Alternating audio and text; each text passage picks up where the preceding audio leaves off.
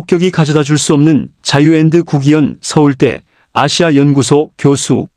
미국과 이스라엘이 2월 28일 이란 전역에 대규모 합동공습을 감행했다.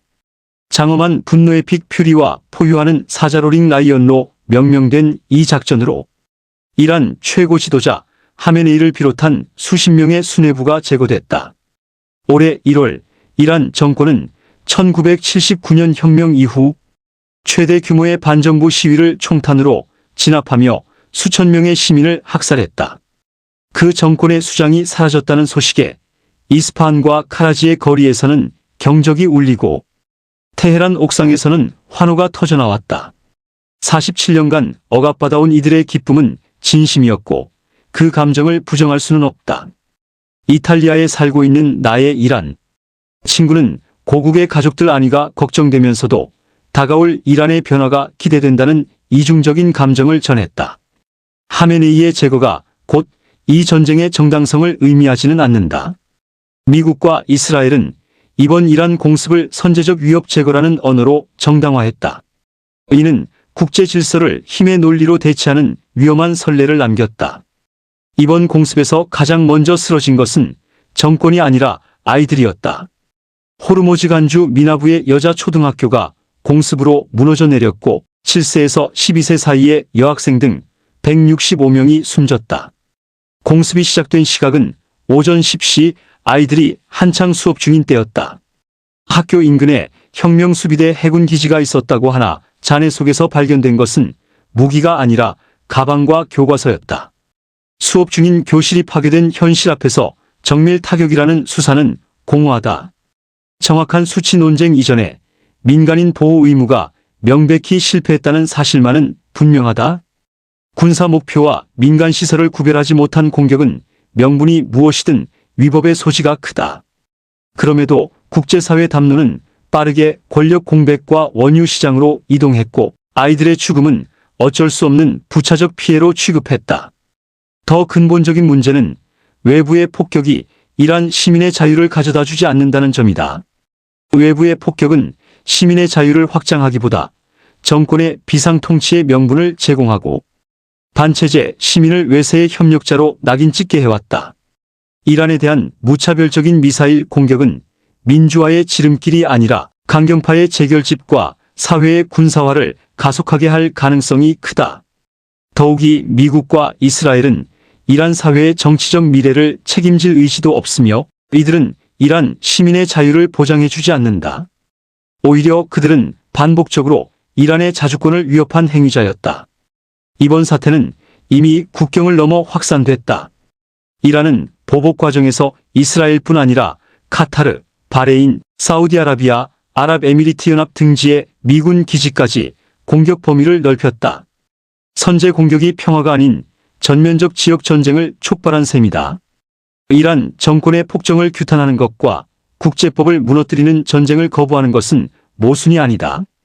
교실에서 수업을 받던 아이들의 죽음에 무감각해지는 순간 우리는 팔레스타인에서 이미 반복된 비극의 방관자가 된다.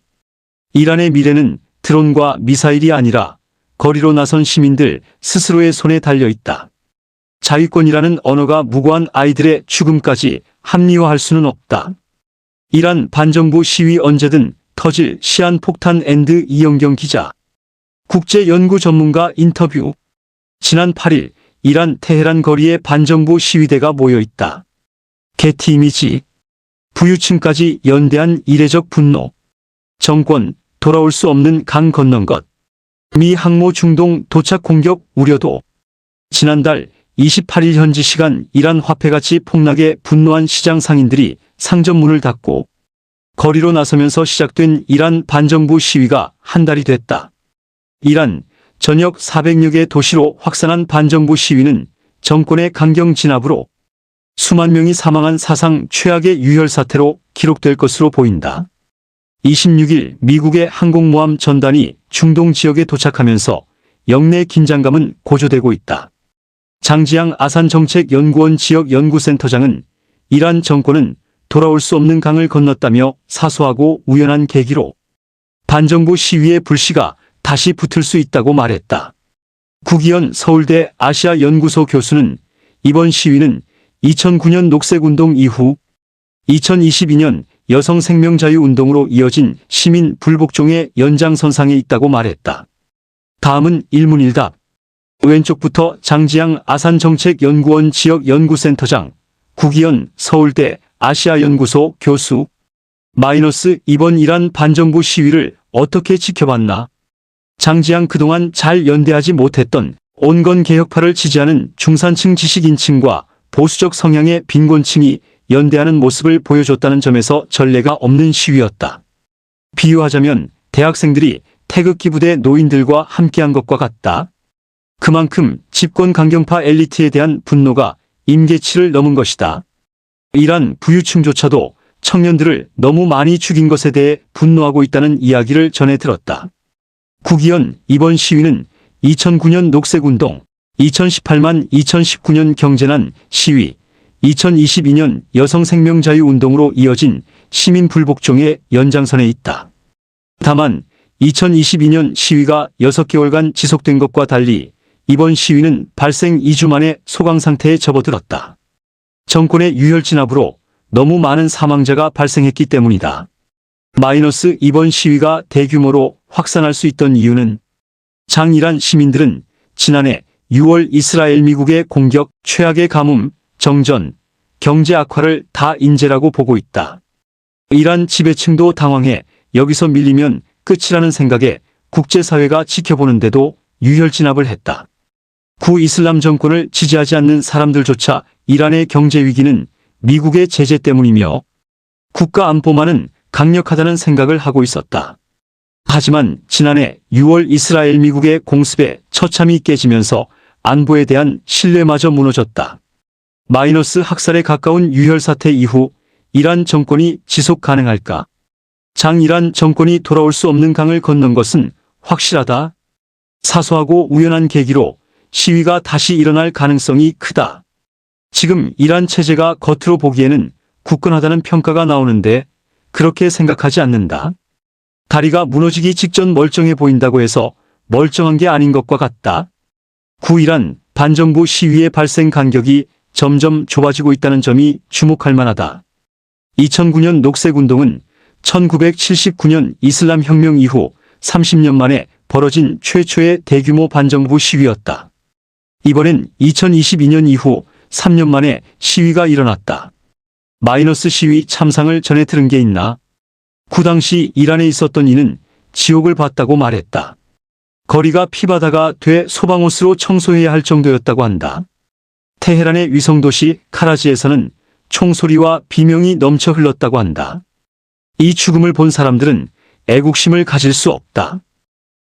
미 항공모함 전단이 중동 지역에 접근했다. 미국의 이란 공격 가능성은 미국의 공격 가능성이 고조된 상황이다. 트럼프 대통령이 이란의 협상을 촉구했지만 핵개발 중단, 농축, 우라늄 전량 반출 등 이란이 받아들이기 어려운 조건을 내걸고 있다. 이를 빌미로 미국이 공격할 가능성도 있다고 본다. 는 베일에 가려진 게 많습니다. 지금 이란의 상황에 대해 구기현 서울대 교수에게 듣도록 하겠습니다. 1-1. 이란 피해 상황은 지금 어떤가요? 혼란 그 자체죠. 인터넷과 SNS가 완전 차단되어서 이란 현지 연락에 제한이 있습니다. 겨우 국제 전화가 닿아서 지인들에게 연락을 하고 있는데요. 다들 굉장히 불안해하고 있습니다. 피폭을 받은 곳들은 주로 국방부나 군안보 시설 등이 많지만 병원이나 학교 같은 곳도 피해를 입었고요. 테헤란뿐 아니라 다른 도시까지 피해가 보고되고 있습니다. 1-2. 전쟁 때문에 아수라장이 됐겠네요.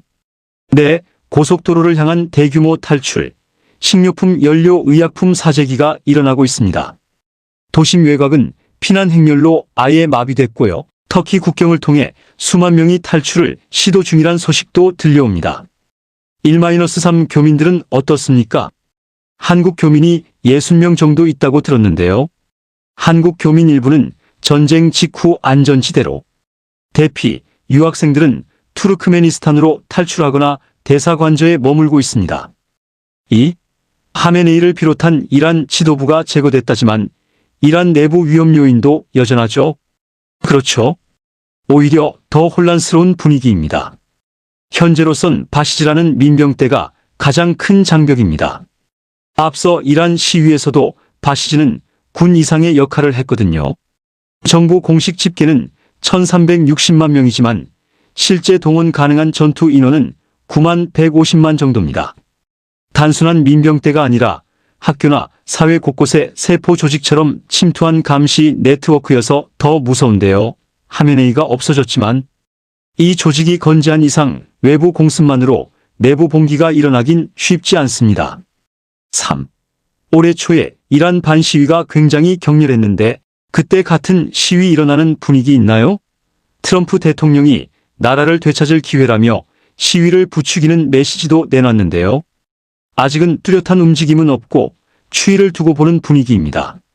앞서 말씀드린 바시즈 감시망이 건재한 데다 지금은 테헤란 도심 곳곳에 미사일 공습 위험까지 겹친 상황이라 대규모 거리 시위가 조직되기는 현실적으로 더욱 어렵습니다.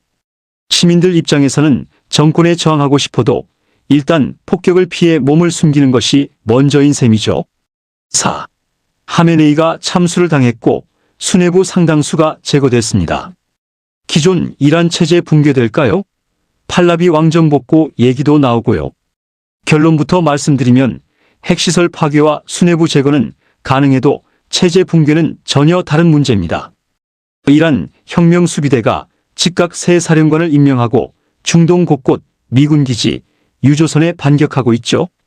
미국 싱크탱크도 하메네이 살인이 정권 교체가 아니다. IRGC가 곧 체제다 할 정도인데요. 오히려 하메네이의 순교가 반미 민족주의 결집 효과를 낳는다는 분석도 있습니다. 네, 지금까지 서울대 구기현 교수였습니다.